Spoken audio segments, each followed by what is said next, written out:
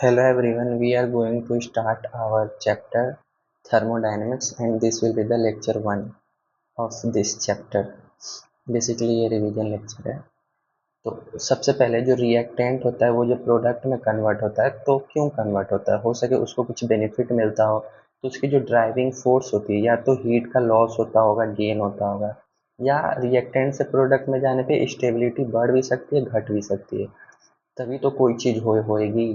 आप कुछ काम करते हो तो उसका कुछ ड्राइविंग फोर्स होगा। तो सेम केमिकल रिएक्शंस के लिए या तो उसको हीट लॉस करना होगा या उसको हीट और लेना होगा या स्टेबिलिटी बढ़ानी घटानी होगी, डिपेंड करता है।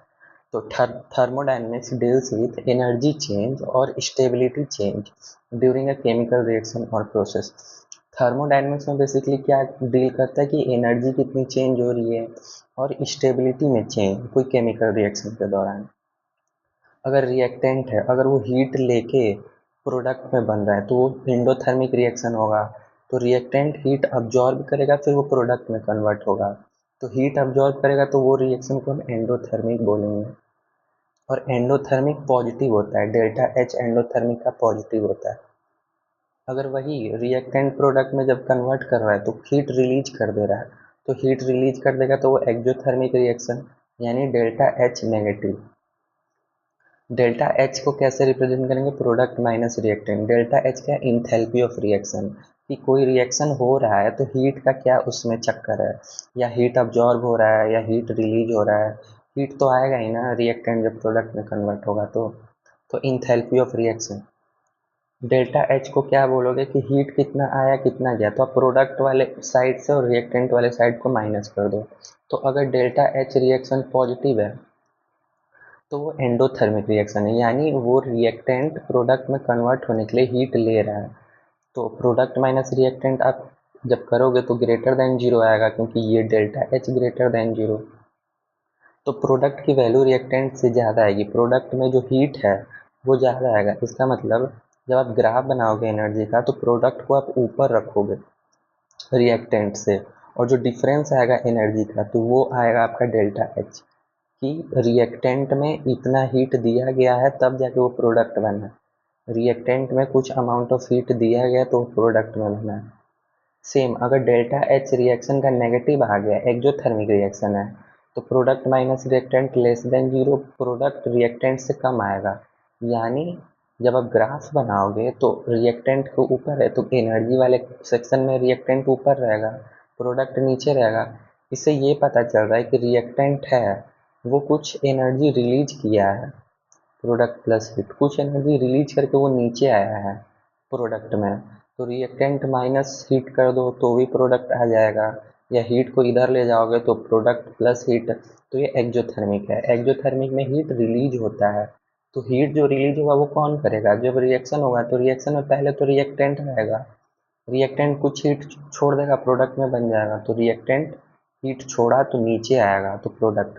तो ग्राफ ऐसे डिनोट किया जाता है। ये नीट का इस पे पीवाईक्यू आ चुका है, ये ग्राफ पे है। अब बेसिक टर्म्स देखेंगे थर्मोडायनेमिक्स के। तो जो सिस्टम है, तो सिस्टम क्या है? Observable part of universe. इसका सबसे इजी एग्जांपल है कि किचन है, किचन में आप चाय बना रहे हो, तो जो बर्तन में आप चाय बनाओगे वो आपका सिस्टम हो गया। उसी में आपका ऑब्जर्व हो रही है चीज़ें, इससे केमिकल रिएक्शन उसी बर्तन में हो रही है, इनमें चेंजेस टेक्स प्लेस। जैसे कोई एक बीकर है, उसमें आप H2SO4 रखे हो और कुछ आप किसी से रिएक्शन करवा रहे हो, तो वो बीकर में हो रहा है, तो बीकर वहाँ पे सिस्टम हो गया। अब वो जो लैब रूम है, लैब रूम छोड़ो ना, वो बर्तन है, बर्तन के आसपास जो इन्वायरमेंट है वो उसका सराउंडिंग हो जाएगा। और वो जो लैब रूम या जिस जहाँ पे चाय बन रहा है, जो रूम होगा बेसिकली किचन रूम, वो आपका यूनिवर्स हो जाएगा। सराउंडिंग क्या है? That part of universe which will affected by change in system. Like इतना बड़ा किचन है, चाय यहाँ पे बन रहा है तो हीट आसपास फैलेगा, पूरे किचन में तो नहीं फैलेगा ना एक ही बार में।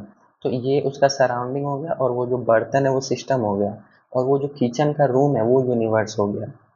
तो सिस्टम और सराउंडिंग मिला दोगे तो यूनिवर्स बनेगा। सराउंडिंग उसको बोलोगे जहाँ पे सिस्टम का इफेक्ट आएगा, और यूनिवर्स पूरा वो एरिया, बाउंड्री और वॉल। बाउंड्री और वॉल क्या है, जो कि सिस्टम और सराउंडिंग को सेपरेट करती है। रियल बाउंड्री भी हो सकती है, इमेजिनरी बाउंड्री भी हो सकती है। बर्तन क्या है, बर्तन स्टील का बना हुआ है, तो वो जो स्टील है वो एक बाउंड्री है, स्टील का जो बर्तन है, तो स्टील वहाँ पे एक बाउंड्री की तरह काम कर रहा है। ओके। कितने तरह की बाउंड्री होती है, fixed wall, rigid wall, movable wall. एक बाउंड्री फिक्स होती है, हिलती नहीं है, और एक मूवेबल वॉल, ये वाला, ये पिस्टन हो गया, यहाँ पे एक वो है, अब ये मूव कर सकता है, अगर इसका टेम्परेचर, अगर आप इसको हीट दे दो कहीं से, तो ये गैस भागने लगेंगे तो ये बाउंड्री ऊपर चली जाएगी, तो मूवेबल वॉल। रिजिड वॉल क्या है, ये तीन बाउंड्री जो है ये रिजिड है, कितना भी हीट दे दो ये नहीं हिलेंगी, लेकिन ये फोर्थ वाला जो है ये मूवेबल वॉल है, ये मूव कर जाएगा। फिर आते हैं हीट कंडक्टिंग वॉल या डायाथर्मिक वॉल, और दूसरा हीट इंसुलेटिंग वॉल या adiabatic wall. Heat conducting wall यानी वो हीट को अलाउ करेंगे, heat transfer takes place. Heat insulating, insulator में हीट नहीं पास होगा, उसको एडियाबेटिक भी बोलेंगे, तो no heat transfer takes place. System, अब हम सिस्टम देखेंगे, होमोजीनियस, हेट्रोजीनियस। होमोजीनियस में क्या होता है, यूनिफॉर्म फेज होता है, यानी अगर रिएक्टेंट प्रोडक्ट बन रहा है, तो अगर रिएक्टेंट लिक्विड है तो प्रोडक्ट भी लिक्विड होगा, तो लिक्विड लिक्विड होमोजीनियस। अगर रिएक्टेंट लिक्विड है, प्रोडक्ट लिक्विड की जगह सॉलिड हो गया, तो वो हेट्रोजीनियस हो गया, यानी फेज चेंज हो गया। Uniform phase, gas gas, liquid liquid, only one phase of matter is involve. Heterogeneous में दो हो सकते हैं, जैसे सॉलिड, लिक्विड, गैस, तीनों के तीनों इन्वॉल्व हो जाएंगे। नॉन यूनिफॉर्म फेज, रिएक्टेंट अगर लिक्विड है, प्रोडक्ट अगर गैस हो गया, तो फिर फेज चेंज हो गया, यानी आप एक बीकर लियो, अगर आप उसमें पानी लियो और वो पानी रिएक्शन के बाद गैस बन जा रहा है, तो ये हेट्रोजीनियस हो गया। टाइप्स ऑफ सिस्टम, सिस्टम कितने टाइप्स के होते हैं, तो सिस्टम तीन टाइप्स के होते हैं, ओपन सिस्टम, क्लोज सिस्टम और आइसोलेटेड सिस्टम। ओपन सिस्टम क्या होता है, जिसमें बाउंड्री ओपन और हीट कंडक्टिंग वॉल्स हो, बेसिकली बाउंड्री ओपन और वो हीट को आने जाने दे, यानी बाउंड्री डायाथर्मिक हो। जो टेक्निकल टर्म है वो भी याद करेंगे, क्योंकि हीट कंडक्टिंग वॉल को डायाथर्मिक वॉल्स बोला जाता है। System in which heat and matter exchange allowed, वही जो जहाँ पे चाय बनती है, तो चाय में आप ऊपर से चाय पत्ती भी डाल सकते हो, यानी मांस आप डाल सकते हो। हीट तो आते ही जाते रहते हैं, ऑफकोर्स हीट निकलता है बाहर है। तो ओपन सिस्टम में आप मैटर और हीट दोनों एक्सचेंज हो जाएगा, उसकी ढक्कन नहीं होगा, ढक्कन खुला होगा तभी तो मांस आप एक्सचेंज कर सकते हो, चीनी डाल सकते हो। क्लोज सिस्टम क्या होगा कि जैसे प्रेशर कुकर है, एक बार बंद हो गया, तो बंद हो गया तो अब कुछ आप डाल नहीं सकते, भले ही हीट बाहर आ जाएगा, हीट अंदर जा रहा है, लेकिन मास अब नहीं होगा।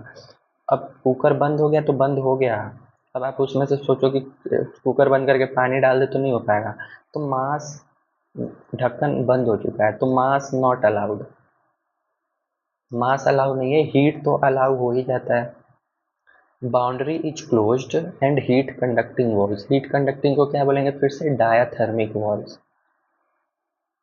System in which heat exchange is allowed but no mass exchange allowed, कोई ऐसा सिस्टम रख लो जिसको ऊपर से आप ढक दो, तो मास नहीं जा पाएगा, हीट चला जाएगा। वही किचन वाली के जो होती है, उसको ऊपर आप ढक दो तो मास नहीं डाल पाओगे, हीट तो चला जाएगा, तो वो क्लोज आ जाएगा, नेमी में क्लोज। आइसोलेटेड मतलब अब आप उसको आइसोलेट हो गया वो, अब उसको सराउंडिंग से कुछ मतलब है ही नहीं, कि सराउंडिंग में से आप क्या कर रहे हो। जैसे कोई एक है, तो सराउंडिंग में फर्क नहीं पड़ेगा, क्योंकि इसकी वॉल्स भी बंद रहती हैं, और बाकी जो वॉल्स रहती है उससे आप हीट दे ही नहीं सकते। Boundary is close and heat insulating wall, heat भी नहीं दे सकते, क्लोज में हीट दे सकते थे, इसमें नहीं। System in which heat exchange and matter exchange is not allowed, जैसे थर्मस फ्लास्क हो गया जो ठंडी में आती है, तो उसको सराउंडिंग से कोई मतलब नहीं, उसको नहीं फर्क पड़ता सराउंडिंग में क्या, सराउंडिंग में कोल्ड है तो अंदर अगर पानी अगर हॉट है तो पानी हॉट ही रहेगा, ये कोल्डनेस को अंदर जाने ही नहीं देगा, यानी वो हीट को रोक रहा है। अब स्टेट ऑफ सिस्टम को कैसे रिप्रेजेंट करोगे, represent the condition in which system is present, okay. तो कोई एक है, जैसे प्रेशर कुकर है, बंद है, तो उसको आप कैसे रिप्रेजेंट करोगे, इसके अंदर का प्रेशर नापोगे, वॉल्यूम नापोगे, कितना सब्सटेंस है, मोल, टेम्परेचर, ये सब आप नाप के सिस्टम का स्टेट पता कर सकते हो। तो कुछ वेरिएबल फंक्शंस होते हैं। पहला फंक्शन से पाथ फंक्शन, दूसरा state function.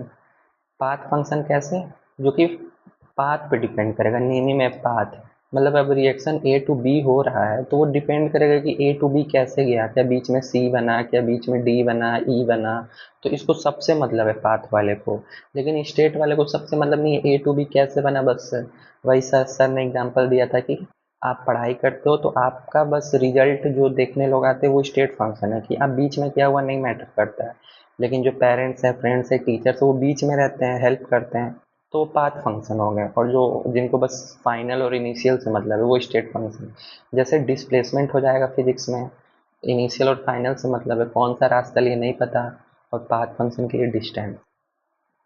Those function will depend on path taken for change from initial to final, जैसे हीट और work. Those function variable which depend only on initial and final state of system irrespective of their path। Path से मतलब नहीं है, जैसे कि delta U, delta H, delta S, delta G, जितनी भी एनर्जी वाली है। पाथ फंक्शन में दो ही है, हीट और वर्क, बाकी सब स्टेट फंक्शन। अच्छा, अब एनसीईआरटी देखेंगे। तो एनसीईआरटी की जो लाइन से बस वही देख रहे हैं highlighted. The law of thermodynamic deals with energy change of macroscopic system involving a large number of molecules rather than microscopic system containing a few molecules. मतलब ये बोल रहा है कि जो लॉ है थर्मोडायनेमिक्स का, तो वो हम लोग माइक्रो पे नहीं देखेंगे। मतलब एक होता है ना माइक्रो लेवल पे जाके देखना, नहीं, हम लोग मैक्रो पे देखेंगे, मैक्रो पार्टिकल्स, मैक्रोस्कोपिक बड़े बड़े सिस्टम पे। छोटे वाले सिस्टम पे नहीं देखेंगे, माइक्रोस्कोपिक मॉलिक्यूल पे नहीं देखेंगे, जबकि हम लोग वहां पे देखेंगे जहाँ पे large number of molecules involve हैं। Thermodynamics not concern about how and what rate these energy transformation. Rate नहीं देखेंगे कि स्पीड क्या है रिएक्शंस की, नहीं, इसके लिए आपको केमिकल काइनेटिक्स चैप्टर है। इसमें देखेंगे कि इनिशियल और फाइनल स्टेट सिस्टम का कैसे चेंज हो रहा है। Law of thermodynamic apply only when system is in equilibrium. Of course system को इक्विलिब्रियम में होना जरूरी है, तभी जो थर्मोडायनेमिक्स के लॉ है, आगे देखेंगे first law, zeroth law, second law, तभी अप्लाई होगा जब सिस्टम इक्विलिब्रियम में होगा, या एक इक्विलिब्रियम से दूसरे इक्विलिब्रियम में जा रहा होगा। मैक्रोस्कोपिक प्रॉपर्टीज जैसे कि प्रेशर, प्रेशर आप एक एटम का थोड़ी देख लोगे।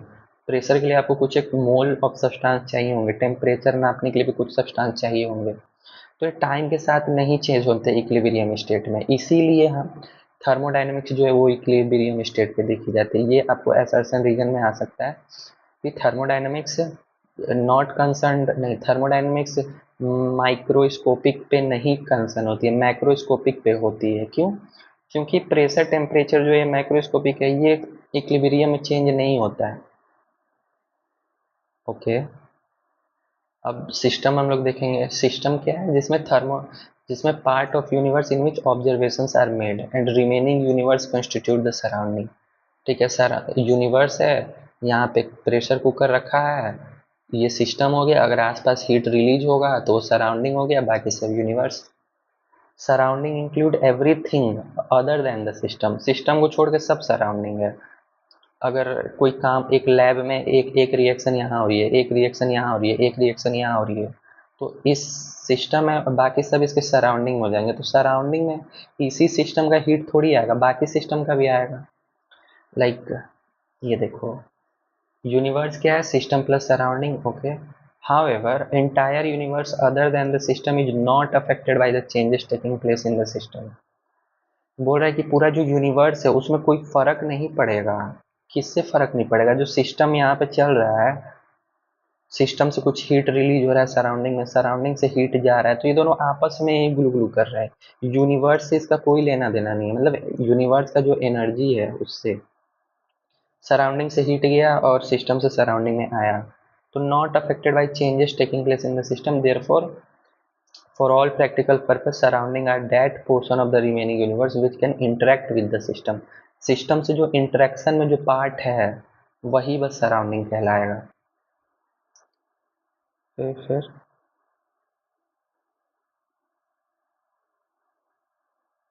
The wall that separates the system from the surrounding is called boundary. Boundary ही वो वॉल है जो सिस्टम और सराउंडिंग को सेपरेट करती है, ये वॉल। ये रिजिड हो सकती है, मूवेबल हो सकती है, अभी हमने देखा। Types of system, classify the system according to the movement of matter and energy. Matter यानी मास और एनर्जी आ जा रहा है कि नहीं, उसके बेसिस पे क्लासिफिकेशन है ओपन, क्लोज्ड और आइसोलेटेड का।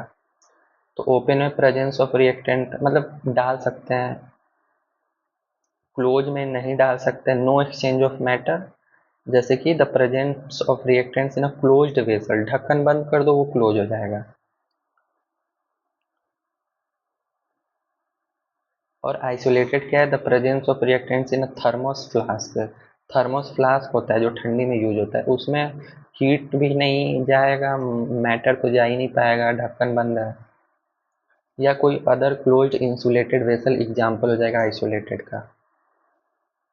अब बोला है कि स्टेट ऑफ द सिस्टम को कैसे डिफाइन करेंगे, था ना प्रेशर, वॉल्यूम, मोल, टेम्परेचर, इसीलिए फॉर्मूला आ जाता है PV equal to n R T.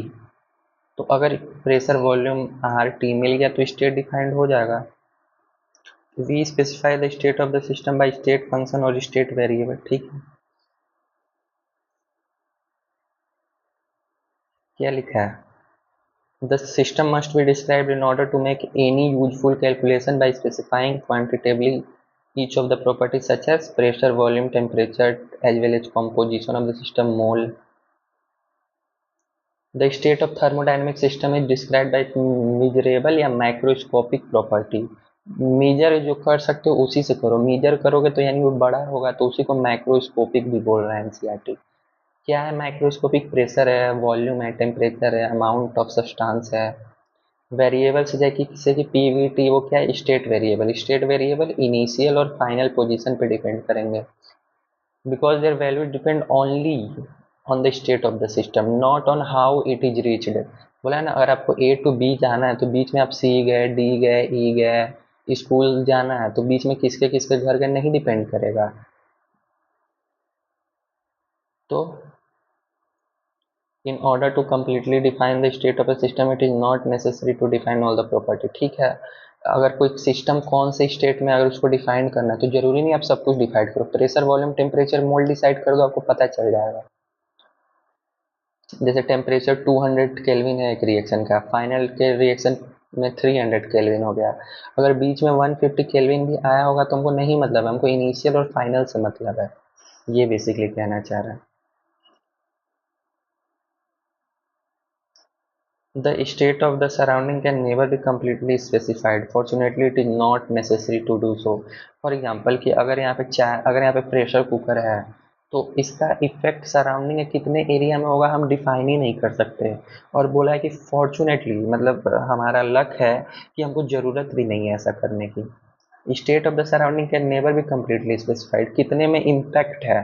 एक सीटी जब बजा तो कितना सराउंडिंग इफेक्ट हुआ, सीटी की आवाज़ 2 फ्लोर ऊपर तक आती है तो, लेकिन हीट तो बस एक ही किचन तक ही रह जाती है, तो इम्पैक्ट हम नहीं कंप्लीटली डिसाइड कर सकते और हमको करना भी नहीं है। Okay, properties of system, let's do this. Properties of system क्या है, इंटेंसिव प्रॉपर्टी, एक्सटेंसिव। इंटेंसिव क्या है कि नॉन एडिटिव, ऐड नहीं कर सकते, एक्सटेंसिव को ऐड कर सकते हो।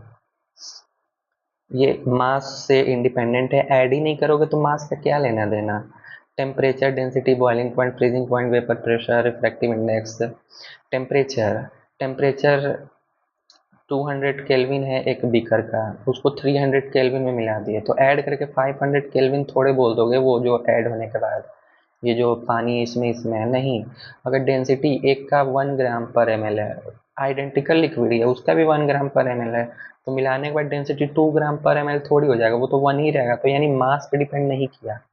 सेम बॉइलिंग पॉइंट, एक बीकर में 100 डिग्री सेल्सियस है, दूसरे में भी 200 डिग्री सेल्सियस है, तो मिलाने के बाद इस बीकर को इसमें डाल डाल दो तो 300 डिग्री सेल्सियस थोड़ी हो जाएगा।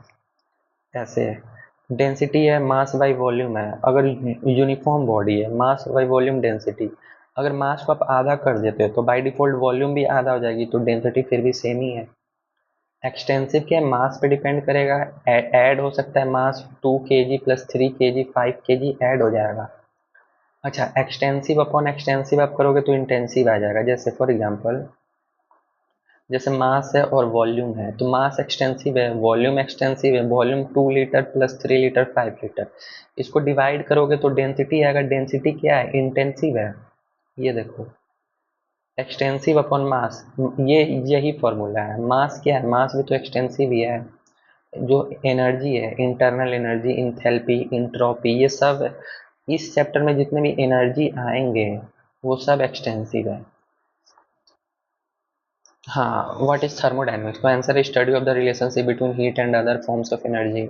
System is a part of universe, सही है। System is a part of surrounding, नहीं। System is a part of universe, surrounding is also part of universe, तो ये अपोजिट लाइन्स है। The system is said to be heterogeneous कब, जब एक से ज्यादा फेज इन्वॉल्व हो, मोर देन वन फेज। और ऑप्शन था is consist of one phase only, तो वो होमोजीनियस सिस्टम हो जाएगा। System date can not exchange both energy and matter, matter भी नहीं है एनर्जी भी नहीं है। थर्मोस फ्लास्क वाला एग्जाम्पल, आइसोलेटेड सिस्टम।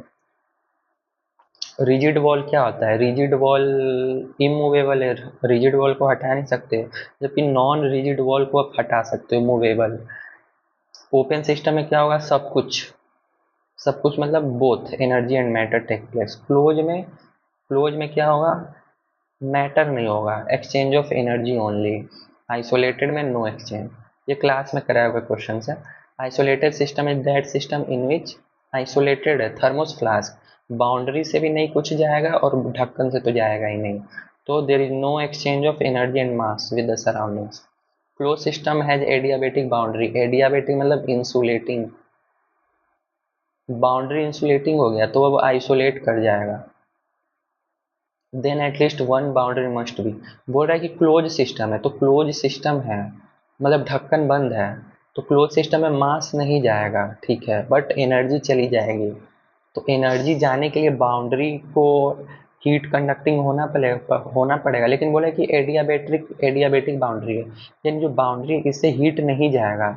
तो देखो, चार बाउंड्री है, चार में बोला है कि एडियाबेटिक बाउंड्री है, नो हीट ट्रांसफर, लेकिन हमको क्लोज सिस्टम बनाना है, हमको एनर्जी देना ही पड़ेगा तभी तो क्लोज होगा। तो एक बाउंड्री को हम ऐसे रख देंगे जिससे एनर्जी चला जाए, बाउंड्री को ऐसा रखना है जिससे एनर्जी चला जाए पर मास न जाए। तो परमिएबल, परमिएबल से मास चला जाएगा, परमिएबल में फोर्स होते हैं, चला जाएगा मास, पानी तो चला ही जाएगा, तो मास ही हो गया, इमेजनरी नहीं। फिक्स कर दोगे तो फिक्स तो यही वाला हो गया। मूवेबल, मूवेबल, मूवेबल से एनर्जी चली जाएगी। फॉर एग्जांपल ये मूवेबल है, यहाँ पे आप हीट कर दो, लेट्स से इसको उल्टा करते, हीट इसमें जाएगा जाएगा जाएगा तो ये बढ़ेगा, एक्सपेंड करेगा, पिस्टन ऊपर चला जाएगा, तो मास नहीं गया लेकिन हीट एनर्जी तो चली गई। मूवेबल बाउंड्री जरूरत होगा टू ट्रांसफर एनर्जी, अगर ऐसे पिस्टन है, अगर आप इसको हीट कर दिए तो ये इसमें हीट आ जाएगा, हीट आ जाएगा तो ये बाउंड्री ऊपर चली जाएगी, तो मास नहीं गया लेकिन हीट चला गया। A system date can exchange only energy but not can not मास, वही अभी आया था क्लोज। थर्मोडायनेमिक्स क्वांटिटी और quantity those which value simply depend upon the initial and final, तो स्टेट पे डिपेंड कर रहा है, तो स्टेट फंक्शन होगा जो हमारे रिश्तेदार होते हैं। फिजिक्स में डिस्प्लेसमेंट पढ़े होंगे बस, इनिशियल और final. Vector quantity, thermodynamics state function is कौन सा, one which obey all law of thermodynamics, नहीं, स्टेट फंक्शन बोल रहा है। क्या है, quantity value depend only on the state of the system, देखो यहाँ पे दिया है, कहाँ पे thermodynamics is not concerned about how and what rate these energy transformation are carried out but is based on initial and final state of a system undergoing change, तो thermodynamics भी state function पे ही काम करता है। तो NCERT इसलिए जरूरी है, ये वाला लाइन इंट्रोडक्शन वाले पैराग्राफ से है। तो a quantity which value depend only on the state of the system, basically initial and final state। Which of the following is not a state function, work और हीट ये दोनों path है। Which of the following statement is false, work is a state function, path function, temperature state है, initial और final पे depend करेगा। Enthalpy क्या है, इंथैल्पी स्टेट फंक्शन है, वर्क और हीट ही है जो पाथ फंक्शन है। बाकी सब स्टेट। स्टेट फंक्शन पे एक्चुअली ये चैप्टर चल रहा है, थर्मोडायनेमिक्स भी तो स्टेट ही फंक्शन है, तो स्टेट फंक्शन ही पढ़ना है, इंथैल्पी ही पढ़ना है हमको इस चैप्टर में। विच of the following state content only extensive, यानी केवल मास पे डिपेंड करेगा। तो मोल वॉल्यूम मास पे डिपेंड करेगा, प्रेशर जो है मास पे डिपेंड नहीं करेगा, प्रेशर बराबर फोर्स बाई एरिया, इतने पे भी उतना ही प्रेशर, इतने पे भी उतना ही प्रेशर, प्रेशर यानी सेम है। देखो टेम्परेचर, टेम्परेचर किस पे डिपेंड करेगा, टेम्परेचर मास पे डिपेंड नहीं करेगा, यानी 200 केल्विन है एक बीकर का, 300 केल्विन है दूसरे बीकर का, मिलाने पे 500 केल्विन नहीं होगा, तो टेम्परेचर इंटेंसिव हो गया, डेंसिटी भी इंटेंसिव हो गया। अभी देखें, अब देखो एक्सटेंसिव, देखो इंट्रोपी एक्सटेंसिव है, हीट कैपेसिटी एक्सटेंसिव है, हीट कैपेसिटी को अगर आप मास से डिवाइड कर दो तो एक्सटेंसिव एक्सटेंसिव इंटेंसिव बन जाएगा, specific heat capacity. Same enthalpy है, ये भी एक्सटेंसिव है, मास से डिवाइड कर दो तो स्पेसिफिक वॉल्यूम नहीं, स्पेसिफिक इंथैल्पी होगा यहाँ पे, सॉरी, तो स्पेसिफिक इंथैल्पी भी होगा तो वो इंटेंसिव होगा। वॉल्यूम को मास से डिवाइड करोगे तो specific volume, okay, H U भी सब एक्सटेंसिव है। Which of the following state function is an extensive property, volume extensive mass पे depend, 2 litre plus 3 litre is equal to 5 litre. अच्छा ठीक है, अब यहाँ पे ख़त्म होता है, अब हम लोग नेक्स्ट टॉपिक वर्क से पढ़ेंगे।